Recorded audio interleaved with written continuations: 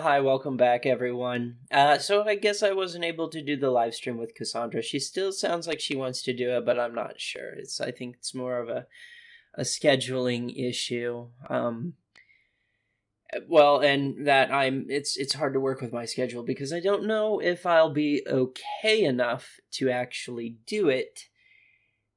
Some days I wake up and I'm okay to do it, but she's not. Or she's okay to do it, but I'm not. But hopefully we can get a kickoff of a live stream. But I think some of the things she wants to talk about are more political oriented, and I gotta tell you, I'm just getting tired of politics, especially on the internet. Actually, recently, my bad. Dark Matter came out with a video, and he explained a lot of things in that video that I have been thinking for a long time, that social media is really kind of poison. I've been telling this to people for a long time now, actually, that if you're getting your worldview or your social political view from social media, be it Facebook, TikTok, Twitter, YouTube, whatever it be, you are getting a very narrow lens of what those things actually are. Like, for example, if you go to a Tankies website and they're going to talk about politics, right? Because they're a communist. The only perspective you're going to get out of them is a communist perspective. I keep telling people this: don't let your political label identify your position. Let your position identify your political label. Just because you're on the left doesn't mean you have to take the position that every leftist has.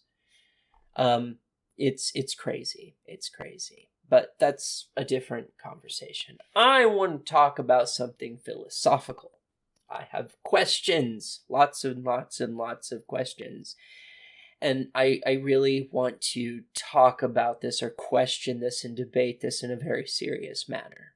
So, a lot of what I've been doing has been doing advocacy for chronic pain patients, as I have become a chronic pain patient myself. And in fact, today, doing this is very, very difficult. That is why I am not using my 4K camera. I'm just using the camera on the computer, which is just 1080p and doesn't even work half the time. But whatever. It's easy. There's so much tightness in here. And I'm like, but I really want to do this video, so I'm going to try and tough it out and do it. But understand, yes, I can deliver higher quality than this, but I am limited.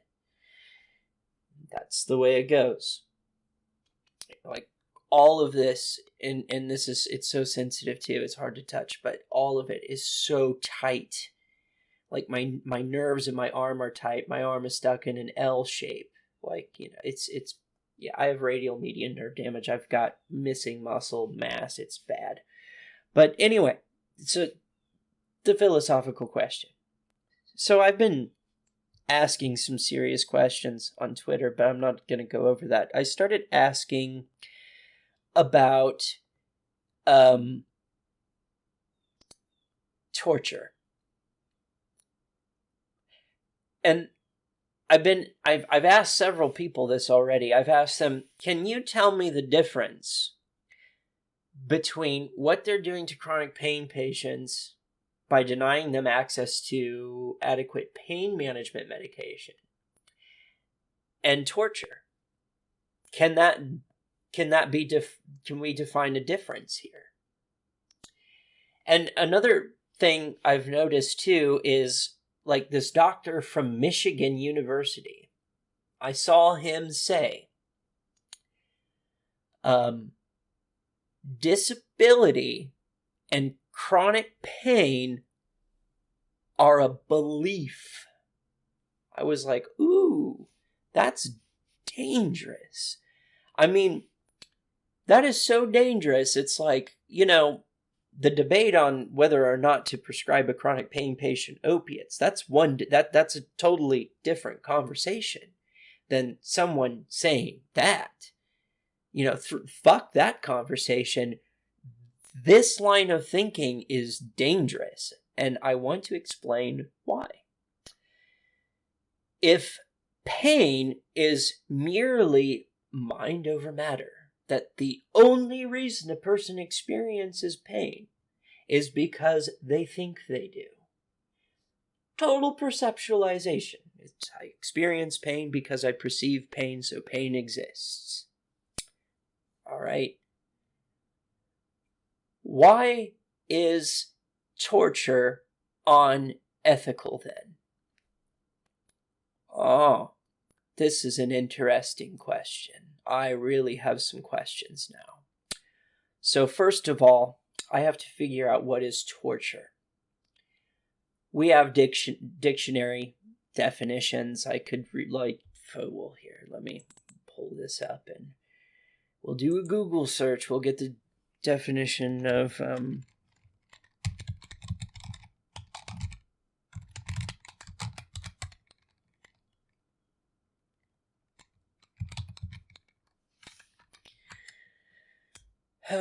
yep, here we go. Definition of torture. Torture. Well, I wanted you to read all of it. Now I have to show the screen, you little asshole. That's fine. So, the action or practice of inflicting severe pain or suffering on someone as a punishment or in order to force them to do or say something.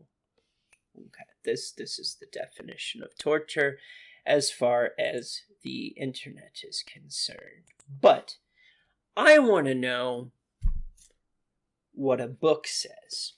This was a College Webster Dictionary published in 1997, and I find that sometimes the definitions are a little bit more concise than what we see on the internet. So if you would give me a minute, I am going to pause the video, and I will come once I find the word, and then I will read you the definition. Okay, I found it. Here we go. The definition of torture, according to this dictionary, is the act of willfully inflicting severe pain, excruciating pain or anguish, cause of anguish. Okay, so now we have our definition of torture. Eventually, the idea of ethics will come up, so let's just get that out of the way, even though in philosophy I wouldn't look at the definition of ethics for a quarter, but because I'm trying to be as accurate and objective about this as possible, I'll just go ahead and look this up, but you're going to find that I'm not going to really use these.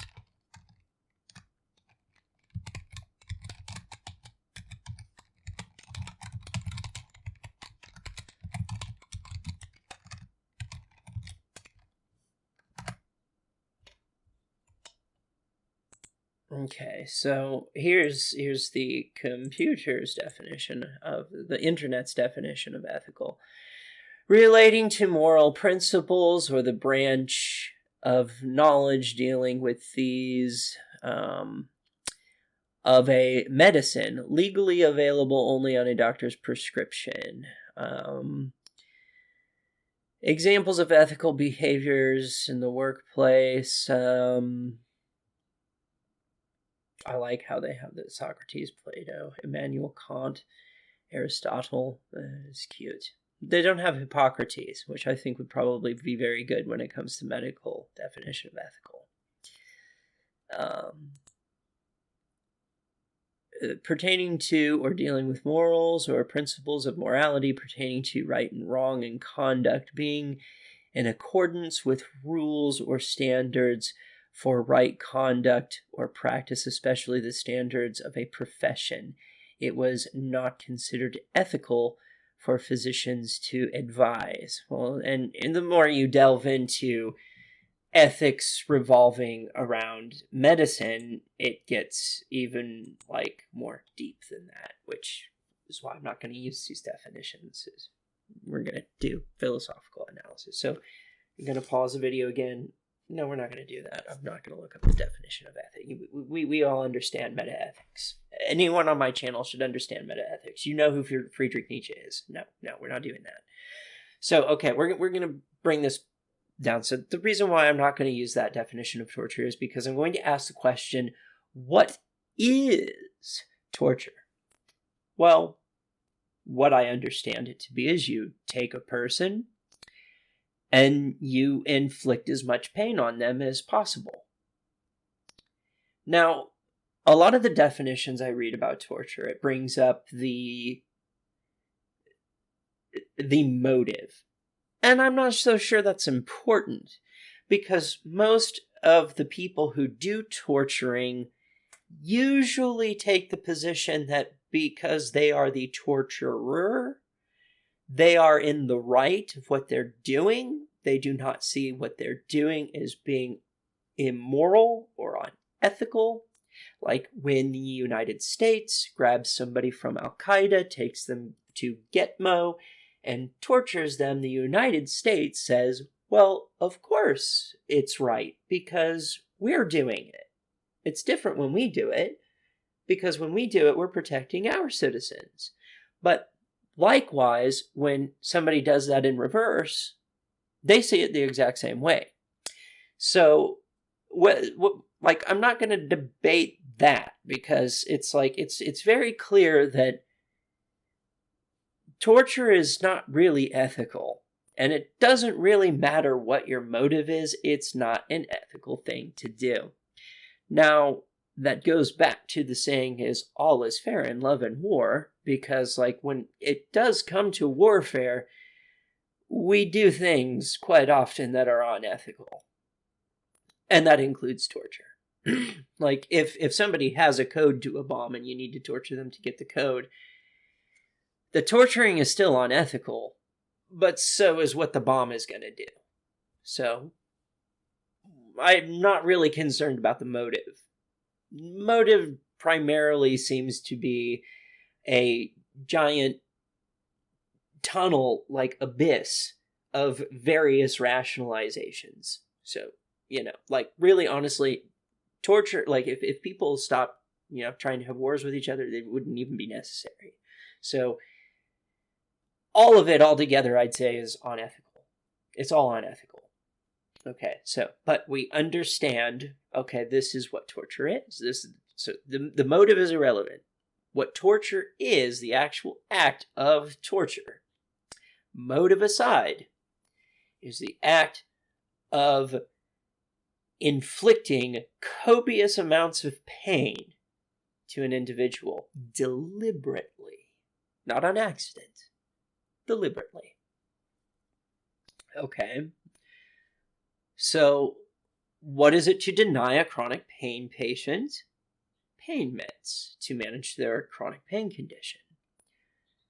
Well, that is subjecting them to copious amounts of pain deliberately. That's a problem. That means that we're torturing people. We are forcing them to live in longer periods of time than usual with very large amounts of pain. And we're doing it deliberately because we have this medication. We know it works. We know it battles pain. We're not going to use it. So we're deliberately exposing people to copious amounts of pain. That's exactly what torture is. So that's my question. Can somebody please explain to me, and I will be very, very critical over this, is what is the difference between torture and what they're doing to chronic pain patients by denying chronic pain patients access to pain medications to alleviate their pain. And being that torture is considered a human right violation, how is that not a human right violation? I want this question answered. I can't answer it, and that scares me. Because if it can't be answered, then that means I'm right. That means that what they're doing to chronic pain patients is torture. Philosophically true statement, deductively sound argument. It is torture, and it's a human right violation. That's bad. That's a problem. It's a very big problem. I want to be wrong about this because I don't think most people understand the severity of that out there. That as the United States continues to do this, it's like we are looking more and more, and I'm not going to compare us to Nazi Germany, even though I want to. We are looking more and more bad. We are not looking good. We are committing human right violations. And the rest of the world could start to look at this and say, look at what they're doing to their people over there. You know, kind of like when Iraq with Saddam Hussein, Saddam Hussein was treating his people like shit because he was killing them with biochems. Most of the world looked at that and was like, wow, that country's pretty fucked up. Those were human right violations. This is a problem that continues on in the United States, is that the United States is this huge industrial powerhouse. We are not the richest country in the world. I don't know why people think that. We are not the richest country in the world. We're one of them. I think we're in the 17s, like the top 17. But no, we are not the richest country in the world. Like, I think Qatar is like the richest country in the world. No, we are not. We are an industrial powerhouse. Yes. We are a Western nation. Yes. We are not the richest country in the world. But the problem is being an industrial powerhouse as we are, we do not do things in this country that every other Western nation is expected to do. In that, as much of a powerhouse as we are, we still somehow manage to look like an utter shithole. That's a problem. So to all the right-wingers that still watch me out there, this might be something you want to consider about your patriotism. And if you're a nationalist, I don't know what to tell you, because if you're a nationalist, then you follow your country even if they're doing wrong. But if you want to take pride in your country, how are you going to take pride in your country if they're making massive human right violations and torturing their own citizens? That's a pretty big issue. So please, please, please, by all means, I want somebody to debate me on this. I want to be proven wrong. I want to know that, no, our government is not out there torturing our own citizens. So please, can someone please define to me the difference between inflicting copious amounts of pain upon a chronic pain patient by deliberately denying them access to medications that would ease that pain versus deliberately exposing a person to copious amounts of pain because you want information. Again, I really don't see any relevance in the motivation. It's the inflicting copious amounts of pain on an individual deliberately. And it is deliberate with chronic pain patients because the medication does exist and they don't want to give it. So please, can someone define the difference? Can someone define the difference between torture and what they're doing to chronic pain patients in a deductively sound argument? If that could be done, I would really be grateful. I will debate it. And I will be using some certain aspects that I'm going to go over. And this is where we're going back to the ethical issue here with the whole pain is in your head and how that's dangerous. Okay, so I also wanted to do this exercise that I will be trying to debate people from this premise that pain is merely psychological, that the only reason one experiences pain is because they think they do. So in this instance, it's like, say you're torturing someone. Well, how is that a human right violation? How is that unethical? I mean, the person only experiences pain because they think they experience pain. If they didn't think they experienced pain, they wouldn't be experiencing pain. Therefore, torturing them is irrelevant. It's not unethical. It's not inhumane treatment. It's not a human right violation because, like, pain doesn't really exist. It only exists because you think it does. If they essentially trained their mind, which I'd be willing to bet a lot of those people do, to try and get through torture. If one can train one's mind to overcome this, technically, well, it's not really doing anything wrong. It's more on the person they're torturing. It's their problem because they're the ones that won't let go of pain in their mind. Keep in mind, this came from a pain management doctor that goes around the United States teaching this to med school students, that it's a belief. So, when you make your argument, and I don't have a very big channel, sadly, but I would love to do this. I want to debate this. I have questions, and I really, really badly want them answered. I really hope somebody can challenge me on this. I really want it. But I will be coming from that position when you try to debate me, if anyone does, on the difference between what they're doing to chronic pain patients and torture. I will be coming at it from that angle, that pain is purely psychological, and that the only reason one experiences pain is because they believe it exists, so therefore they feel it. I don't believe that to be true, but I'm going to argue from that position to also illustrate to how dangerous that position is. Because that position essentially rationalizes torture.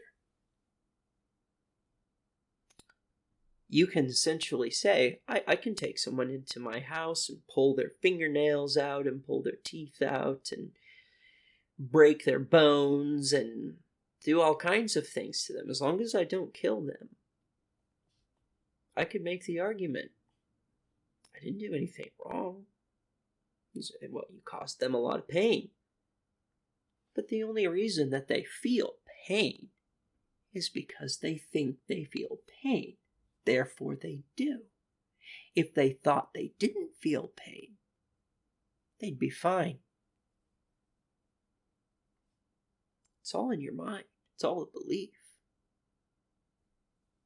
That came from Michigan University, so I'm going to be debating it from that position. This is a classic debate position. Like I said, this is not the position I hold. Personally, my position is that is one of the first questions you ask in efficacy. Does it have a central nervous system? Can it interpret pain? If the answer is yes, you have to move very, very carefully because you don't want to cause the living organism pain. That's unethical. This is one of the starting points of where we get our efficacy from, especially in moral subjectivism, where you have to rationalize logically and critically what makes something moral and ethical. The reason why I hold the position that torture is an inhumane act, is a human right violation, or unethical, is because for one, it imposes one's will on another against their own will, and primarily because it exposes them to copious amounts of pain. thus producing a victim. I also do not subscribe to the position of that pain management doctor, that pain is merely something you can overcome with your mind. No. Pain is physiologically proven. That the nerves that interpret pain, they're not physically intangible things. Like, no, you can open my body up and pick a nerve up and hold it in your hand. They're physical. Now, the information interpreted by the nerve, the information where it's interpreted, the brain is what interprets the information from the nerve. But that's true for every sensory organ. It's true for your eyes, taste, smell, sound. Everything, your entire perception of reality itself is interpreted by your sensory organs, sending information to your brain and your brain interpreting that to get a sense of reality. We understand this in philosophy. I shouldn't have to explain that to any of my longtime subscribers. We all understand that. This goes down to that philosophical principle of either way is an assumption. If you believe that our sensory organs can interpret reality correctly, then we have science. Well, of course gravity exists. We can prove it, with our, we have to trust that our perception that our brains get it right, that our understanding of reality is correct. That's an assumption. Then there's the other assumption, which is it's not getting it correct. Like, that's where you get ideas like we're living in a matrix, we're in someone's dream. Either way is an assumption. Now, I'm more on the side that our sensory organs are getting it right. I'm more on the side of atheism, nihilism, anti-dogmaticism. I'm pretty confident that gravity exists and we're able to observe it because, yes, our sensory organs get it right. So I am of the position that no, pain is not merely psychological. It is physiological. It's so physiological, in fact, that pain can even be objectively defined to nerve, bone, and muscle.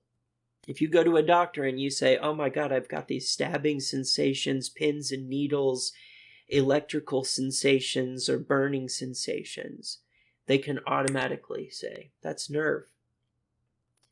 Dull pain, well, that's muscle pain. Bone pain is very interesting. I'm not even sure how to explain it. It's kind of a throbbing, nasty pain. But bone pain, muscle pain, and nerve pain all have different profiles. And if you explain it to a doctor, they know the difference objectively. That's crazy. It's because it's physiological. And to these people that think that it's mind over matter kind of crap, it's just like, oh, okay, so you mean to tell me that mind over matter, I could take a chisel and a hammer and I could break every vertebrae in your body and you'd be fine? My guess is no. I'd be willing to bet that's not the case. I would really be willing to bet that's bullshit. So that's not my position. But I will be arguing from that position because I want to see how well the contrary can stand up to it. If no one can define the difference between torture and what they're doing to chronic pain patients, then that means I'm right. That what they're doing to chronic pain patients is torture. It also means that we in America are committing a massive human right violation. And that doctors going around the United States teaching med school students that, well, the only reason a person experiences pain is because they think they do, is a slippery slope argument, because it's ultimately setting up the path to rationalize something like torture as being ethical or something being amoral, neither ethical or unethical, but neutral. Because the only reason they interpret pain is because they think it exists, so therefore it does. So I'm doing two things. I'm trying to prove myself wrong because I want to be wrong. And I'm trying to prove by example, by using the argument that pain is all an illusion. Even though that's not the position I hold, I'm going to argue from that position as a demonstration of just how dangerous that is. Because you have to keep in mind, that came from the University of Michigan, from a pain management specialist that, like I said, goes around the United States, teaches med school students. People are going to believe him at face value because of that. They're not going to have the foresight to use logic and critical thinking. Not everyone's taken logic and critical thinking classes in school like I have. And so a lot of people are just going to take him at face value. Well, he's a doctor. He knows what he's talking about. We're going to listen to him. It's very dangerous. And this stuff needs to be challenged. And actually, it brings me to another thing, is that the lack of public intellectuals is a big problem for this very reason. People like that need to be challenged. They're dangerous. I don't care if they come from academia. Telling people that pain is mind over matter is dangerous, because then you start getting into, well, if pain is nothing more than an illusion, then why is me hurting someone bad? That's dangerous. You're rationalizing torture, and you don't even realize it. Or he doesn't, probably. He probably thinks he's doing good by keeping people off opiates. Yay! But I will argue it from that position, even though it's not mine, because I want to demonstrate how sinister that is. So I'll be rough. And I want to be very clinical and very logical about it. So, like, there's certain people in the comments, I'm not going to mention any names. A lot of people, I think, will already know who I'm talking about. There's this one specific individual that likes to ramble a bunch of nonsense. I'm just not even going to take that seriously.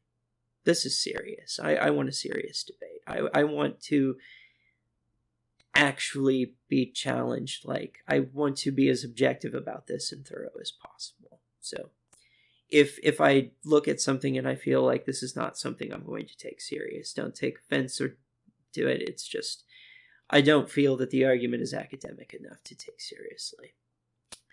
But I do want to be challenged on this. I do want to be proven wrong. I do. I don't want to think this. I don't want this to be the reality. And it very well could be.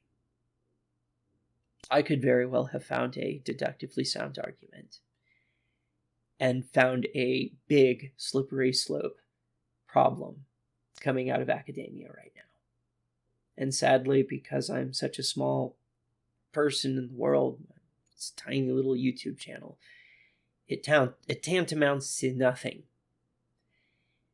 And the only hope that I have is that somebody with more eyeballs on them says it and gets more attention. I don't even care if they don't give me credit. That's not the important part. The important part is that people become aware of it and we do something about it before we start rationalizing torture.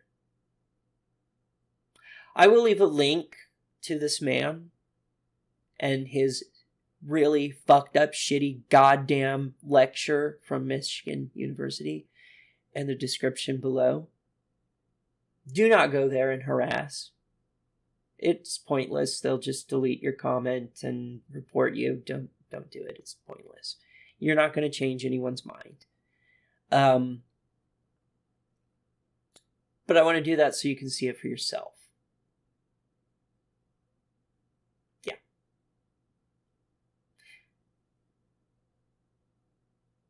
So these are the questions I've been asking.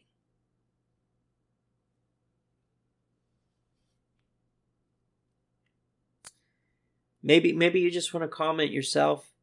Do you think this is ethical? Do you think that that's a slippery slope argument? Do you think it's dangerous like I do? Maybe you just want to leave that comment, go ahead. But I really want somebody to try to answer that, like try to define what is different between torture and what they're doing to chronic pain patients. What's the difference? And like I said, if you give me an argument of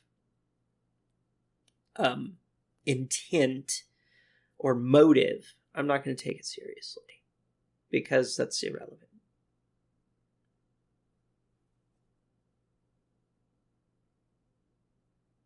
Because there's what they're doing to chronic pain patients. They're not trying to get information and stuff out of us. That may be true, but there's aspects of torture where they've done that as well. We can look at the Holocaust for that. So you can still engage in torture with the same motive in mind of just deliberately causing pain. The motive in the chronic pain case is that they just don't like opiate medications. They just don't like them. That's it. So I'm not interested in the motive. Motive's irrelevant. What's the difference between the two? Anyway, like, share, subscribe, comment, bell button.